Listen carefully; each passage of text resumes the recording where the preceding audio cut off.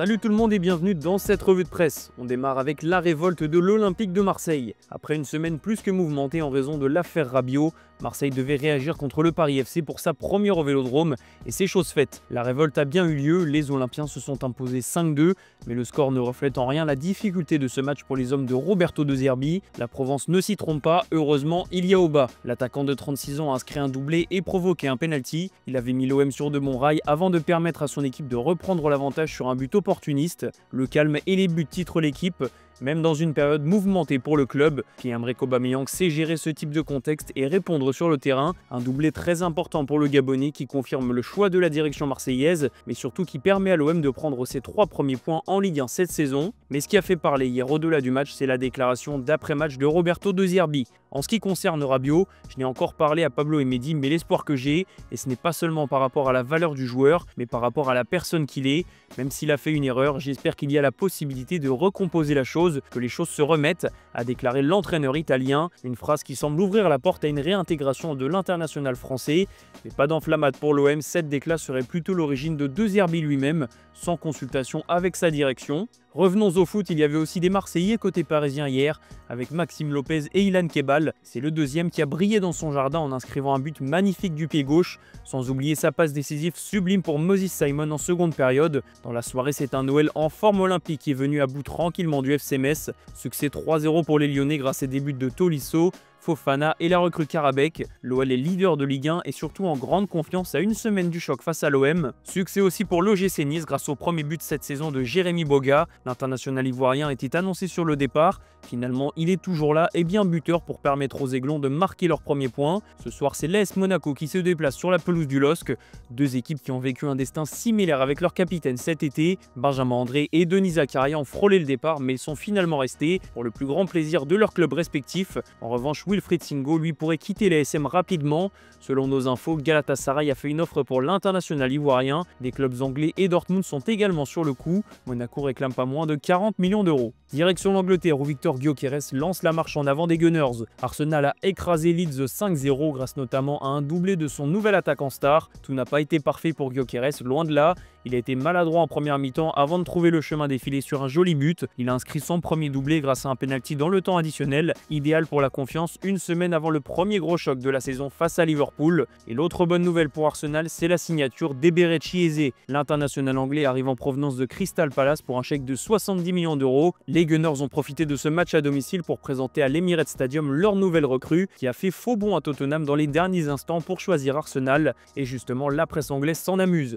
Pour être franc, c'était facile en reprenant le nom du coach de Tottenham et du nouveau joueur d'Arsenal, parce que oui, les Spurs cartonnent en ce moment. Une semaine après leur succès 3-0 contre Burnley, les joueurs du nord de Londres ont fait plus que confirmer en allant s'imposer avec autorité 2-0 sur la pelouse de Manchester City. Grâce à des buts de Brennan Johnson et Joao Palhinha, Tottenham a fait tomber les Sky Blues. City a été trop maladroit, trop peu inspiré et surtout trop fragile défensivement. La faute notamment à un James Trafford en grande difficulté. Le débat du gardien n'a pas tardé à être relancé à Manchester City, où l'ombre de Gigio Donnarumma plane déjà alors qu'il n'est même pas arrivé. Trafford a été coupable d'une grossière erreur sur le deuxième but de Tottenham. Pas de quoi rassurer quelques semaines après son transfert chez le troisième du dernier championnat. Et le mercato n'est pas fini à City. Pep Guardiola l'a déjà annoncé, il veut un effectif moins large cette saison et il a déjà pris des décisions dans ce sens. Manuel Akanji et Ilkay Gundogan n'étaient pas dans le groupe hier pour la réception des Spurs. Une semaine après avoir passé 90 minutes sur le banc de touche contre Wolverhampton, Galatasaray est toujours intéressé par les deux joueurs et Pep Guardiola n'est pas contre un départ. Il a déjà des joueurs pour les remplacer. Maintenant, c'est l'heure de dégraisser pour le coach de Manchester City. On file en Espagne où le Barça vient de signer sa première remontada de la saison. Mené 2-0 par les Levante, Barcelone est allé s'imposer 3-2 dans le temps additionnel. Ça fait 6 points sur 6 pour les champions en titre. Et justement, Mundo Deportivo juge ce succès comme une remontada de champions. Le Barça de Flick est toujours fou, titre de son côté le journal Sport. Même en étant mené et pas forcément inspiré, les Catalans ont toujours les ressources mentales pour se sortir de ce type de pétrin. Pedri et Ferran Torres sont inscrits les deux premiers buts du Barça avant qu'un centre de Lamine Yamal ne provoque un but contre son camp pour offrir 3 points à Barcelone. Mais que serait un match du Barça sans un fait de jeu? Encore une fois, l'arbitrage a fait parler et cette fois c'est Barcelone qui s'en plaint. Un penalty a été sifflé avant la mi-temps contre le leader de la Liga sur une main d'Alejandro Balde, une décision incompréhensible pour beaucoup. D'ailleurs, la presse catalane ne s'est pas privée de comparer ce penalty à celui qui avait été refusé lors du dernier Classico la saison dernière avec Tchouaméni non, avec Baldé oui, titre Mundo Deportivo, mais pas besoin d'en remettre une couche sur l'arbitrage, le Barça a pris 3 points et d'ailleurs même Hansi Flick a voulu temporiser et éviter le conflit en conférence de presse. L'Atlético de Madrid de son côté aurait bien aimé avoir un penalty pour éviter une deuxième contre-performance de suite. Une semaine après leur défaite contre l'Espagnol Barcelone, les colchoneros ont été tenus en échec à domicile par Elche malgré l'ouverture du score de Sorloth, un début de saison bien compliqué pour les Madrilènes. Dans l'autre club de Madrid, on attend un Kylian Mbappé très affûté ce dimanche contre le Real Oviedo. Le kick c'est plus en forme que jamais comme l'explique l'équipe. Il a récupéré quelques kilos de muscles après sa gastro-entérite contractée lors de la Coupe du Monde des clubs. Bonus, il a pu avoir une vraie préparation estivale, ce qui lui manquait depuis ses premières saisons parisiennes. Le meilleur Mbappé juge de son côté le journal AS. Xabi Alonso l'a reconnu hier en conférence de presse. Il aura besoin d'avoir son numéro 10 à son meilleur niveau cette saison pour avoir des ambitions collectives.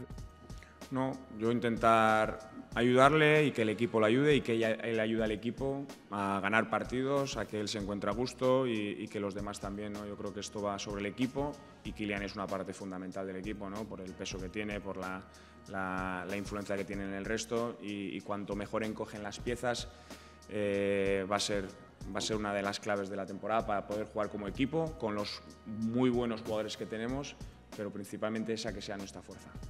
On va aller faire un tour en Italie où Naples n'a pas perdu de temps avant de prendre la tête de la Serie A. Les champions en titre se sont imposés 2-0 sur la pelouse du promu Sassuolo grâce à des buts de Scott McTominay, le meilleur joueur du dernier championnat, et un coup franc de la recrue star Kevin De Bruyne. Une frappe du droit qui brûle, juge le Corriere dello Sport. Le Belge n'aura pas mis longtemps à s'acclimater à son nouveau club. De Bruyne est comme un poisson dans l'eau et déjà décisif. Logiquement, Naples est favori à sa propre succession et c'est encore plus le cas avec l'arrivée d'un joueur aussi doué que Kevin De Bruyne. Le show Naples titre la Gazzetta dello Sport. Pendant que la concurrence est remplie d'incertitudes, Naples prend des points et confirme son statut parce que dans la soirée, l'AC Milan de Massimiliano Allegri a déçu. Les rossoneri ont été battus 2-1 à domicile par Cremonese. Des débuts en Serie A totalement ratés pour le club lombard. Même avec un Luka Modric de haut niveau, le Milan subit déjà sa première défaite de la saison. On finit cette revue de presse au Portugal où le transfert de Rodrigo Mora pourrait bien avoir lieu plus tôt que prévu. Porto a pour ambition de conserver sa pépite, mais l'Arabie Saoudite est à l'affût. La clause ou rien précise tout de même la presse portugaise. André Villas-Boas, le président du club portugais, attend 70 millions d'euros, soit le montant de la clause pour laisser filer son joyau. Al Ittihad avait offert 50 millions d'euros pour Rodrigo Mora, une offre refusée dans la foulée par Porto, et la presse portugaise assure que le club saoudien s'est retiré des négociations. Bruno Fernandes est une autre piste, même si on explique qu'une nouvelle offre pourrait tout de même arriver pour Rodrigo Mora. L'objectif de l'Arabie Saoudite n'est plus seulement de recruter des joueurs en fin de carrière. On a remarqué cet été en Ligue 1 que certains jeunes joueurs étaient déjà prêts à partir dans le golf.